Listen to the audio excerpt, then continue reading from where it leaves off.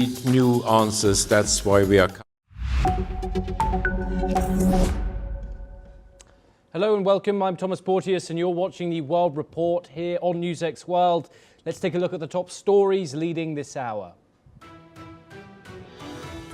President Trump calls his nearly 2-hour meeting with Xi Jinping great, extending a formal White House invitation for September the 24th. The meeting, sealed with a state banquet, marks one of the most significant moments in US-China relations in years. And from that same meeting, Xi says trade talks are making progress, but warns Taiwan remains a fault line that could drag both nations into conflict. The world's two largest economies are midway through 2 days of talks, with the balance of global power very much on the table. Taipei, for its part, says nothing from Beijing comes as a surprise, demanding China end its military pressure on the island and calling it the true threat to peace. Beijing claims Taiwan as its own, and Xi's warning to Trump today that disagreement could lead to conflict has sharpened those tensions considerably. Iran was front and center in the Chinese capital, both leaders agreeing the Strait of Hormuz must stay open and Tehran must never go nuclear. But in a striking development, Iranian media reports Tehran is already allowing Chinese vessels through the waterway under its own managed protocols, raising questions about who is in true control of the strait. Meanwhile, in New Delhi, Iran's foreign minister urges BRICS nations to condemn what he calls illegal aggression by the United States and Israel. The appeal exposes deep fault lines within the bloc, which now counts both Iran and the UAE as members, making a unified position on the conflict all but impossible. In Britain, Andy Burnham confirms he will seek permission to stand in the Makerfield by-election after sitting MP Josh Simons resigned his seat to clear the path for the Greater Manchester Mayor's return. Labour has one last chance to win back the trust of the people it was built to serve and believes Burnham is the one to lead that fight. Elsewhere in the continent, Russia launches one of the largest drone assaults of the entire war. More than 1,500 drones striking Ukraine in just 36 hours, killing 11 people across the country. President Zelensky says these are not actions of a nation that believes this war is coming to an end. And finally, Palestinian President Mahmoud Abbas tells his party Congress he is ready to hold long-delayed presidential and parliamentary elections, but gives no timeline for when that vote will take place. The pledge comes under mounting pressure from the United States, the EU and Arab states, who have long accused the PA of corruption and political stagnation. Those are your top stories for the hour. We start in Beijing now, and the US and China have reaffirmed that the Strait of Hormuz must remain open for free flow of energy, according to a White House readout of the Trump-Xi talks amid ongoing regional tensions and maritime security concerns. The two sides have also agreed that no country should impose tolls or restrictions on commercial shipping through the strait, signaling rare alignment between Washington and Beijing on maritime rules. Iran's Revolutionary Guard has said that dozens of vessels, including Chinese-owned ships, have recently passed through the strait under Tehran's management protocols, as Iran eases transit conditions for selected shipping. Meanwhile, new reports confirm that oil markets remain volatile, with disruptions in the strait continuing to push prices higher as traders track developments from the Beijing summit. On Taiwan, Xi Jinping has again warned that mismanagement of the issue could lead to a direct US-China conflict, while both sides acknowledge it remains the most sensitive point in bilateral relations. Joining us now to discuss this is Professor Roberto Orsi, an associate professor at the Graduate School of Public Policy at the University of Tokyo, joining us live from Turin in Italy. Sir, thank you very much for joining us. It is a great pleasure to talk to you. In terms of this summit, we have seen what is usually a rare sight. Washington and Beijing agreeing on something in terms of free flow through the Strait of Hormuz. I was wondering if you could tell us a bit more about that development, but of course with that backdrop that unlike American ships, Chinese ships have reportedly passed through that critical choke point. Right, yes, well, it's not surprising that the meeting has produced a disagreement, at least on the principle of free navigation, because this is one of the core interests where both America and China converge. So there is no interest for China and the United States to have a world where countries, let's say, controlling straits can actually construct a system of tolls. And this would be harmful for China, and it would be rather disastrous for the United States. So this kind of agreement is not surprising. And I also would like to point out the importance of this meeting, or the importance of the fact itself this meeting is taking place, because it could have been canceled due to tension between the states, and it didn't happen. So it's a very positive development in general that Xi Jinping and Trump are meeting and are talking, and this will allow some degree of mutual understanding. And I think when it comes to the Strait of Hormuz, China has some potential leverage on Iran, but of course Iran will defend its own position, as it's obvious as a sort of in international politics. So I think Trump wants China to pressure Iran and try to find a way out of this very difficult situation, because it harms global economy. But objectively, if you look at the situation from a more political science point of view and game theory, yes, some kind of agreement is possible, but is in any case going to be a relatively fragile agreement, and more or less something that we already have with the current truce. So in the future, whether this can be stabilized further and there will be a real free flow through the Strait of Hormuz is questionable. Because as you said, yes, some ships are going through, but it's just a very small fraction of the traffic that you normally have through the Strait of Hormuz. And that is a big problem for the world.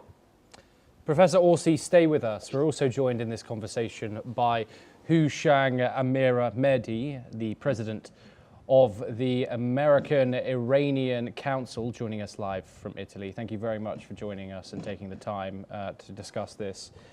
In terms of the messaging coming out of Iran, them highlighting that Chinese vessels have in fact passed through the strait freely under what Tehran is calling its own management protocols, as Iran eases transit conditions for shipping it wants to allow to get through.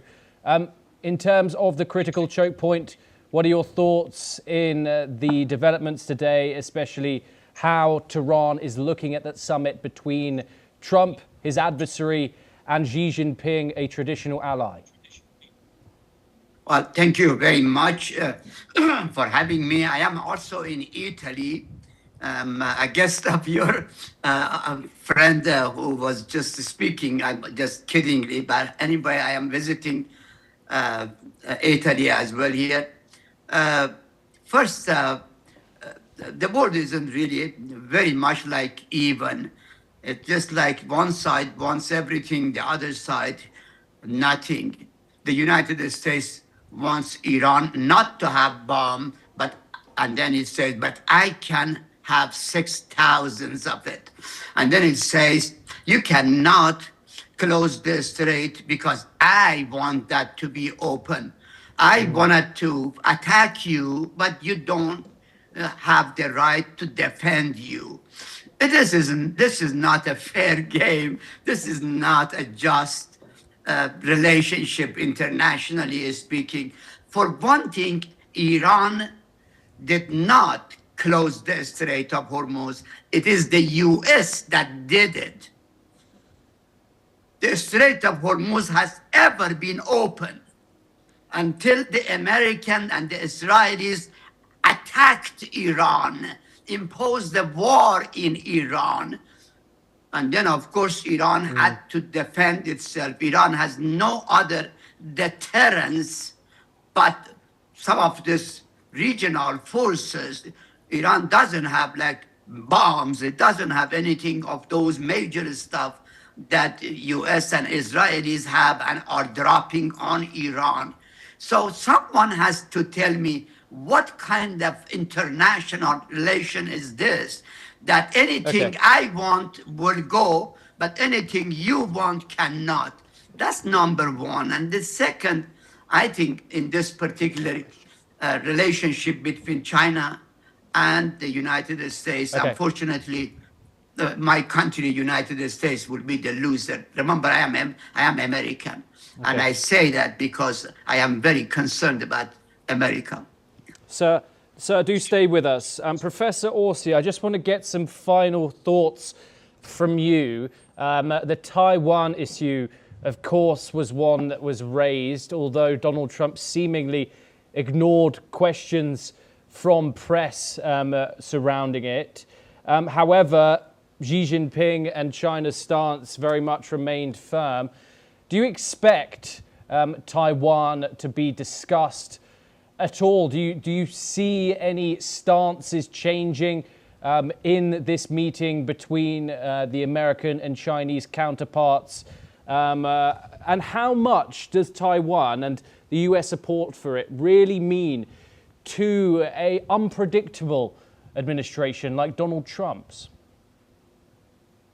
Yes, I think Taiwan is definitely going to be discussed, although perhaps discussed is not the right word, because there's not much to discuss in the sense that the position of the various players is very clear. More than discussed, the issue of Taiwan is going to be mentioned, and the various countries are going to restate their position, which seems to be the position they already had in the past. So Taiwan is really a complicated balance between military postures, diplomatic postures, and various strategic interests. So at the moment, the problem is essentially from a Chinese perspective, let's say, that they don't want Taiwan to become independent and to declare independence and become independent, and don't want Americans to push Taiwan off the edge in that direction. And Americans are somehow unpredictable, but are unlikely to do that because they know, and the Chinese made it very clear, that will lead to a war. So then from the other perspective, so there is a fear of invasion. So in Taiwan, there might be a lot of concern about Chinese military pressure, but the Chinese military pressure has been there for quite a long time. And you can also interpret that as a way by which the Chinese are making sure that their threat is perceived as real, because otherwise they will lose any edge in this kind of strategy game.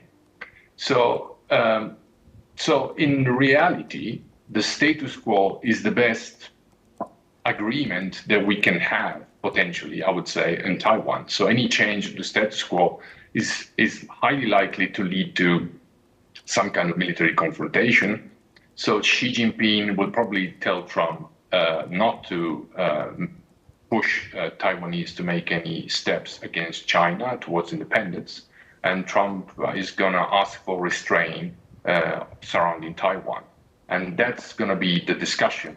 I don't think there is any space for any further development. It's just restating something that in reality we already know. Yes, Professor Orsi, do stay with us. We are now moving to our next story. And we turn to the West Asia crisis, where the Iranian Foreign Minister Abbas Araghchi has launched a scathing verbal assault on the United States and Israel from the BRICS summit in New Delhi. Addressing fellow foreign ministers today, Araghchi denounced what he called the illegal expansionism and warmongering of Washington and Tel Aviv.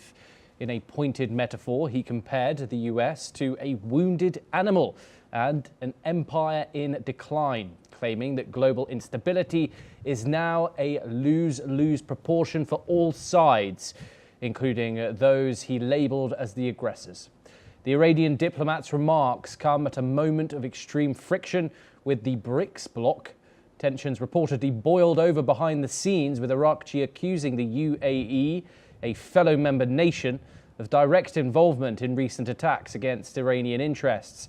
While Araghchi maintains that the Strait of Hormuz remains technically open to commercial shipping, he reiterated today that passage is strictly contingent on cooperation with Iranian naval forces. Let's take a listen in to what the Iranian foreign minister has said.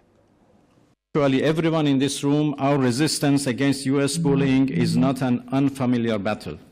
So many of us encounter slight variations of the same repugnant coercion. It is high time for us to jointly step up and work towards making clear that those practices belong in the dustbin of history. Today, our nations are closer to one another than ever before, and we cannot ignore the common and dangerous challenge we all face. History has shown that empires in decline will stop at nothing to arrest their inevitable fates.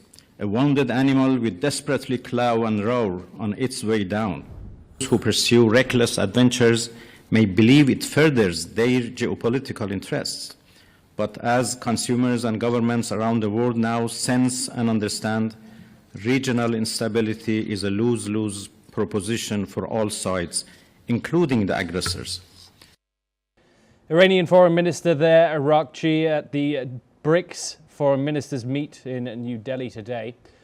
Hushang Amira Mehdi, I want to come to you first.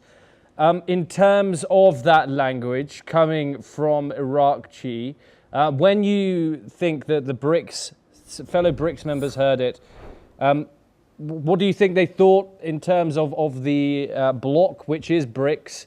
You have a number of players in there now, the UAE, where those reports came out today that Benjamin Netanyahu allegedly went there in the height of the Iran war.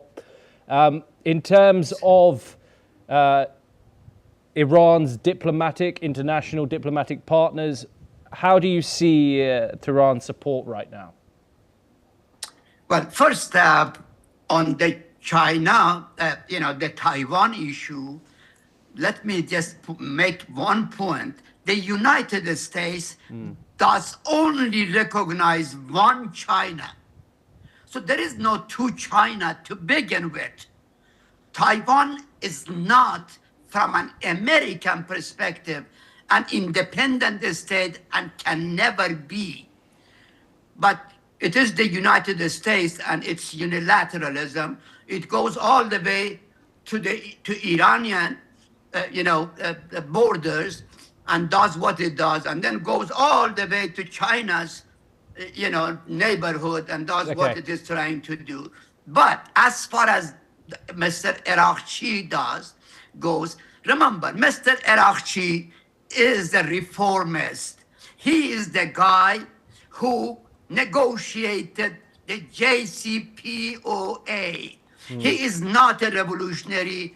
His talks are just junk, because in the country the revolutionaries have taken over. He is speaking like as if he is a revolutionary. He is not. He does not speak his heart. And I think he is trying to use NICS or other countries, for the Iranian Revolutionary Guard. So I believe he is better to speak the language that he used to speak. Sir, in terms of where Iran stands with its global South partners, the meeting that we're seeing in New Delhi today, who are Iran's friends when it comes to these people who are meant to be supportive of the Islamic Republic? Well, in today's international relations, international community, no country is a friend of another country. I refuse to accept that there is countries out there who are friends of Iran. None of them are friends of Iran. They are friends of their own. They have their own national interest, and they do what will, brings their purpose to the table or moves it forward. Again, in this war, who really helped Iran? China, India, Russia, South Africa, Brazil. Which country in the mix? None. Iran left to itself to fight, and thanks God there were a bunch of nationalist defenders who had to defend their country, and they defended. However, I think this is not the kind of international relations that can hold on. The international relation has to rethink itself. The United Nations is really a puppet. It's nothing. The United Nations has to be dissolved. There is nothing called United Nations anymore. I think the international community has to think of itself more seriously. Sir, do stay with us. Professor Araghchi, I want to get your thoughts on that meeting in New Delhi today. In a global south that seems ever more fractured, with many of these nations in attendance, including the UAE, with their strategic relationships towards the United States, even towards Israel in some circumstances. What does this say about the current state and unity of the global south here? Well, clearly the foreign minister of Iran, Araghchi, he has a point at the very least that the United States is in decline, and something that Americans know very well, and that's why they're doing what they're doing. So the American decline is very much perceived in America itself, and so Trump presidency, you could say, even the Trump presidency is a sort of symptom of that, and also an attempt to react to the American decline. So the increasingly structured sort of international politics global south is reflected, for instance, in the BRICS, is also a reflection of that. So countries are trying to consult with each other to look for patterns that might lead one day to a different or slightly different functioning international relations system, where big players, which have been excluded or relatively excluded from the high table of international politics, will play a different role. And that's essentially one of the tasks of BRICS. But in my view, and the view of many observers, BRICS is still very underdeveloped and might actually never develop as sort of alliance or anything of that kind. So far, BRICS is a place where people talk, which is a positive thing, but they barely coordinate their policies, and certainly not in anti-American terms. Maybe some players would like to see that essentially, especially Russia and perhaps China, but at the moment that's not the case. But the important thing is that clearly today's world is very different from the world of 20 or 30 years ago. Many countries in the global south are much bigger economies, much more structured, and therefore much more interconnected. They have interests that span well beyond their borders or even their regional borders. So inevitably, the global south is becoming a much bigger player as a whole, and it started to develop already a long time ago ways to talk to each other and to interconnect, and perhaps to present a plan for the rest of the world. But we're still in the early stages of this kind of development. Professor Roberto Araghchi and Amira Mehdi. Mr. Amira Mehdi, thank you so much for joining us here on the broadcast. It was great to speak to you. We now move on and over to Europe, where French authorities have lifted a lockdown order on the ship Ambition after a norovirus outbreak left dozens of passengers ill while docked in Bordeaux. The vessel, carrying more than 1,700 people, mainly from the UK and Ireland, had been prevented from disembarking for over 24 hours as health officials responded to the situation. The restrictions were imposed after a number of passengers reported symptoms of the highly contagious norovirus. Local authorities have now allowed passengers without symptoms to leave the ship, while those affected have been asked to remain in isolation on board. Moreover, health teams have also confirmed dozens of active cases were identified among passengers and crew, with samples sent for testing in Bordeaux. The ship, operated by Ambassador Cruise Line, had departed from Belfast and stopped in Liverpool before continuing its 14-day voyage through France and Spain. Authorities have also clarified there is no link between this incident and any other recent viral outbreaks on different cruise ships, as investigations continue into the source of the infection on board the Ambition. Now over to France, and in another season of cinema, fashion and global celebrity as the Cannes Film Festival 2026 takes place. Indian celebrities are among the biggest highlights at the festival, and this year too. Over the years, Cannes has grown beyond a film festival for Indian audiences. It has become a major international platform for Bollywood, luxury fashion, beauty bonds and Indian creators, making a global impact. At Cannes, Alia Bhatt attended day 2 at the Bharat Pavilion in a custom Tarun Tahilani draped concept sari blending Victorian corsetry with Indian drape traditions. Here's a glimpse of Indian actor Alia Bhatt's look at the Cannes Film Festival.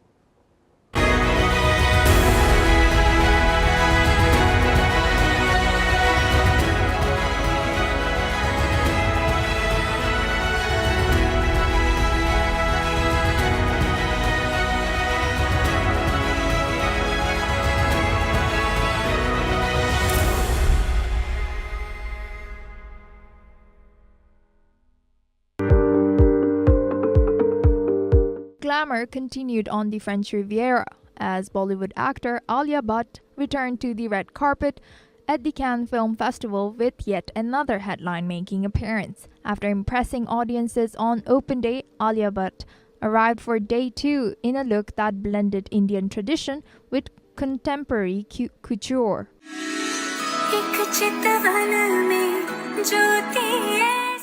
For her second appearance at Cannes, Alia Bhatt chose a custom ensemble by Tarun Tahiliani. The outfit featured an ivory chanderi dhoti skirt paired with sculpted corset, creating a silhouette that combined classic Indian craftsmanship with modern high fashion aesthetics. The look stood out for its intricate draping and soft detailing, with the ivory palette adding a timeless elegance. Fashion observers described the ensemble as a refined balance, heritage styling, and international couture trends seen on global red carpets. However, it was Alia's accessories that became the biggest talking point of the evening, carrying a lace umbrella and styling the look with traditional payal and nose ring. The actor brought old-world charm to the Cannes red carpet with a distinctly Indian touch. As cameras followed her along the French Riviera, the lace umbrella added a dramatic, regal visual element to the appearance. The styling choices gave the overall presentation a vintage-inspired aesthetic while maintaining a contemporary edge. Keeping the rest of the styling understated, Alia opted for soft wavy hair, minimal jewelry, and fresh dewy makeup. The subtle beauty choices allowed the outfit and accessories to remain the focal point for the appearance. Apart from her red carpet appearance, Alia also took part in an official event at the festival by inaugurating the Bharat Pavilion alongside filmmaker Ashutosh Govarikar. The pavilion highlights in India's presence and cinematic contributions at Cannes. Her Day 2 appearance followed her widely discussed opening ceremony look during the premiere of The Electric Kiss. For the event, Alia wore a blush-toned couture gown designed by Tamara Ralph, featuring sculpted corset, falling chiffon detailing, and extended train inspired by vintage Hollywood glamour. She completed that opening ceremony look with a statement jewelry from Chopard, including a necklace crafted with rare pink coral and Golconda type Ila diamond, paired with Asher cut diamond earrings.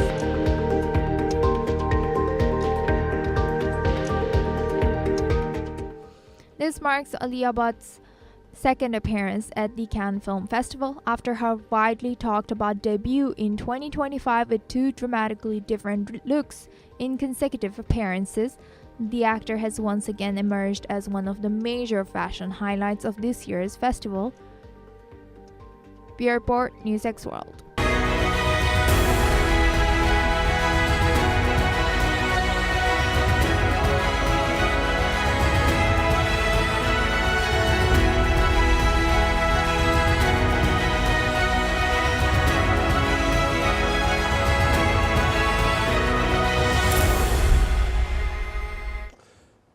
Not to mention, the Cannes Film Festival is known for its glamour, its film premieres, and of course its iconic red carpet. But this year the festival is turning that symbol of luxury into a statement on sustainability. For the first time, the red carpets used during Cannes 2026 will be recovered, reprocessed and transformed into high-end fashion accessories after the festival ends. Here's a report on how Cannes is giving its famous red carpet a second life.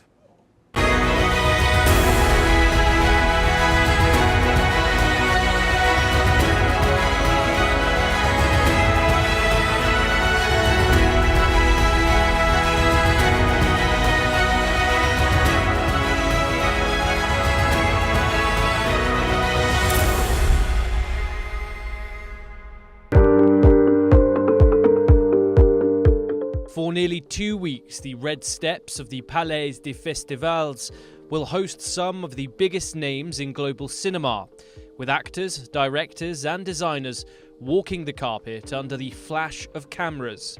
But once the festival ends this year, the carpet will not be thrown away. Cannes organisers have partnered with French upcycling designers and local artisans to collect thousands of square metres of red carpet material used during the Cannes 2026 festival. The fabric will be cleaned, cut and reworked into limited edition luxury items, including handbags, summer hats, slippers and small travel accessories. The initiative is part of the festival's expanded sustainability program, which focuses on reducing event waste and promoting circular fashion practices. Festival organisers say that the aim is to extend the life of materials that are only usually used for a few days before being discarded. This project also highlights a growing shift inside the global fashion industry, where major events are increasingly coming under pressure to reduce their environmental footprint.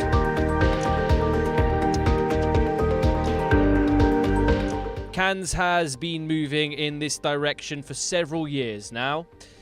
Earlier in 2025, the festival expanded its green initiatives through eco-conscious transport, lower plastic use, and greater focus on sustainable designers on the red carpet. Many celebrities last year also chose vintage looks or re-wore archival outfits during their appearances. However, the Cannes 2026 upcycling project takes the sustainability message directly into the heart of the festival's most recognizable symbol, which is the red carpet itself. The limited edition items created from the carpets are expected to be showcased through special exhibitions and select charity-led fashion events after the festival concludes. From a symbol of celebrity glamour to a model for sustainable luxury, the Cannes red carpet is now designed to live far beyond the festival's final night. Bureau Report, NewsX World.